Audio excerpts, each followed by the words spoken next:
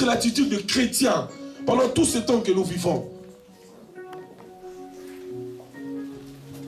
Nous qui devons être de la lumière, nous qui devons être de miroir par laquelle le non-chrétien peut venir à l'église facilement. Aujourd'hui, nous sommes devenus des barrières pour empêcher les non-chrétiens de venir vers nous à l'église. Par rapport à notre façon de vivre, par rapport à nos comportements.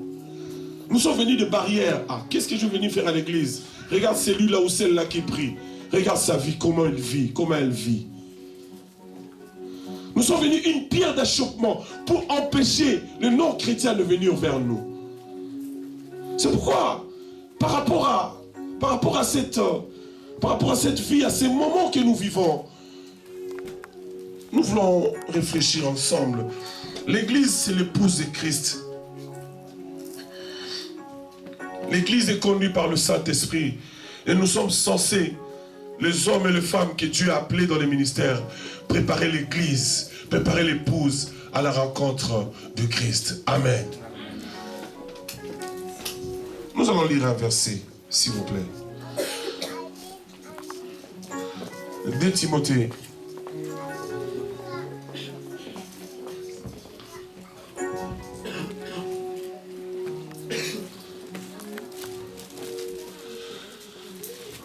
Nous sommes arrivés au moment où nous, chrétiens, nous devons être prudents. 2 Timothée, je disais, chapitre 2, au verset 22.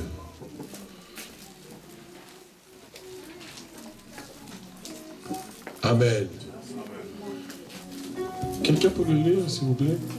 Je lis au nom de Jésus. Amen. Fuis les pensions de la jeunesse et recherche la justice, la foi, l'amour, la paix avec ceux qui invoquent le Seigneur d'un cœur pur. Parole du Seigneur. Est-ce que tout le monde a compris? Non, tout le monde n'a pas compris. Ça va, hein? Regardez-moi maintenant.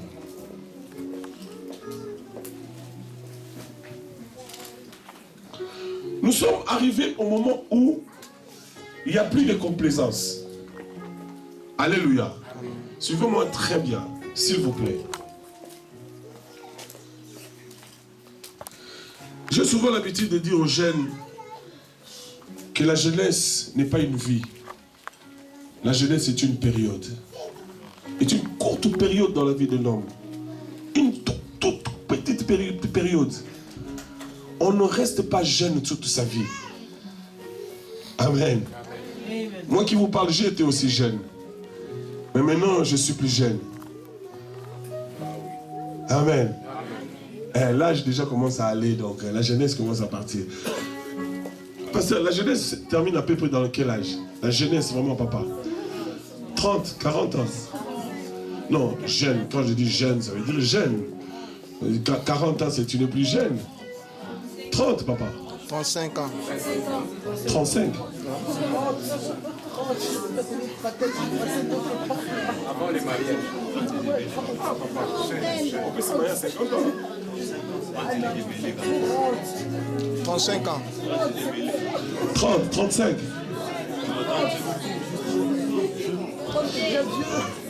Je demande aux gens qui sont plus âgés. Toi, tu as 25 ans. Qu'est-ce que tu veux me dire?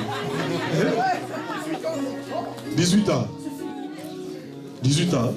Donc, quand quelqu'un devient déjà vers 25, il commence à aller dans l'adulte. Ok, gloire à Dieu. Merci, papa. Alors, je disais, la jeunesse est une petite période. Ce n'est pas une vie, c'est une toute petite période de la vie de l'homme. Et il y a un adage qu'on dit chez nous en Lingala. Si l'arbre est petit, c'est à ce moment-là qu'on peut encadrer l'arbre. Si l'arbre commence à vieillir, l'arbre a mis de racines très fortes, il n'y aura plus moyen d'encadrer l'arbre. Et j'ai toujours l'habitude de dire, la jeunesse, quand on est jeune, il ne faut pas croire dans ta vie que cette jeunesse va rester éternellement. Parce que dans la jeunesse, il y a la vigueur, il y a la force, il y a... Cette force-là, tu crois que ça va aller toute la vie? Non, moi aussi je croyais ça. Mais à un certain âge, quand je commençais à aller, dépasser 40 ans, j'ai compris que le corps ne répond plus quand j'avais 25 ans. Ceux qui sont sages commencent à comprendre ce que je suis en train de dire.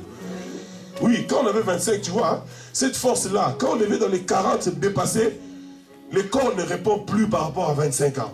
Les choses commencent à changer. C'est comme si quelqu'un qui avait 11 ans, 12 ans, et commence à voir des choses nouvelles commencent à sortir dans son corps. Il commence à être un peu prudent. Avant, il pouvait rester comme ça torse nu, mais quand les choses commencent à changer, il devient un peu prudent ou prudente. Amen. C'est comme ça la jeunesse. Et j'ai l'habitude de dire aux gens, le chemin par excellence, ou le couette par excellence, il faut se couvrir, c'est Jésus-Christ. Quand tu viens à l'église, je vais vous dire quelque chose qui va vous choquer. Moi, je suis venu à l'église à l'âge de 13 ans. J'ai commencé à chanter depuis 13 ans dans la chorale, mais je n'avais pas connu Dieu. J'ai eu le baptême. J'ai chanté. Connu au monde. Mais je n'avais pas connu Dieu. Il ne faut pas dire Amen. Comprenez ce que je suis en train de dire. Ça va vous choquer, ça va vous faire mal peut-être. Mais je vais vous dire la vérité.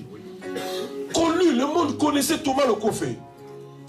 Mais Dieu, dans la profondeur, papa, je n'avais pas connu Dieu. Après quelques années, Dieu s'est révélé dans ma vie. Et quand je vous parle ce matin, je vous parle d'un Dieu que je connais. Avant, je ne pouvais pas vous parler ainsi. Vous m'avez compris? Venir chaque jour à l'église, c'est pas connaître Dieu. La Bible dit, dans le livre de Samuel, que les enfants d'Élie étaient des sacrificateurs. Ils servaient Dieu dans le temple, mais ils n'avaient jamais connu le Seigneur. Parce qu'ils faisaient des bordels dans l'église. Et Dieu les a frappés. Venir chaque jour à l'église, c'est pas connaître Dieu. Mais quand tu viens à l'église, selon les écritures que nous venons de lire, Paul est en train de dire à Timothée, fuis les passions de la jeunesse.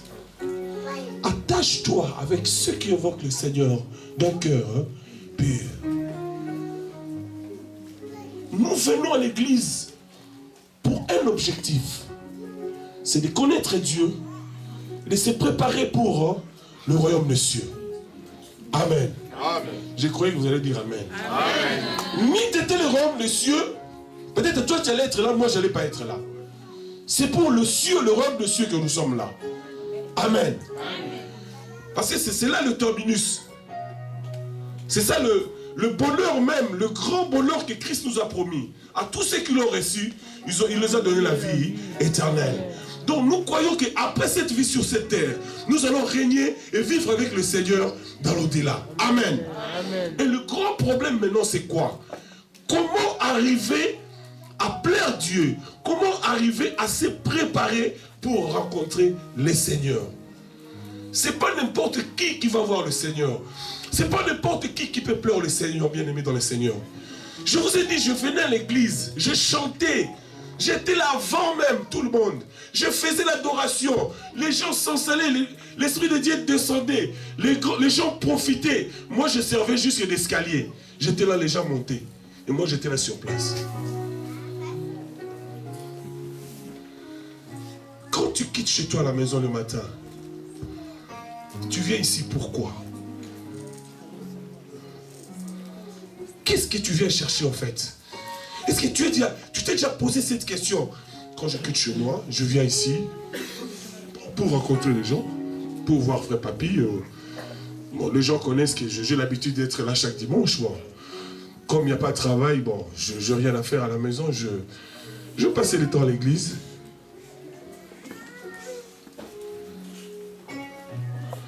Depuis que tu viens à l'église, depuis que tu as commencé à prier, est-ce qu'un jour, tu as déjà rencontré le Seigneur? Amen. Assis vraiment chez toi à la maison, ou en train de prier. La Bible dit, le petit Samuel était dans le temple, papa. Il servait Dieu sous le mentor de son vieux, du sacrificateur Élie. Il était là, il n'avait jamais vu Dieu. Mais un jour, la Bible déclare que le petit Samuel voulait aller dormir. Et il a entendu une voix qui l'appelait. Samuel, Samuel. Il s'est réveillé, il est allé vite chez Élie. Papa, tu m'as appelé? Il m'a dit, non, je ne t'ai pas appelé, mon fils, va dormir. Il est rentré se coucher. Il a entendu encore une voix. Samuel, Samuel. Il n'avait pas connu Dieu. Il ne comprenait pas, il n'avait pas le discernement pour comprendre que ce n'était pas la voix d'Élie, c'était la voix de Dieu. Il a encore couru chez son père. Papa, tu m'as appelé? Il a dit, ah, je ne t'ai pas appelé. Mais cette fois-ci, si on t'appelle encore, dis Seigneur, parle-moi, je t'écoute. Amen. Élie avait compris que c'était la voix de Dieu qui appelait mon fils. Mais Samuel n'avait pas encore compris. Parce que c'était la première fois qu'il écoute la voix de Dieu. Est-ce que depuis que tu es là, depuis que tu pries Dieu, tu as déjà entendu Dieu?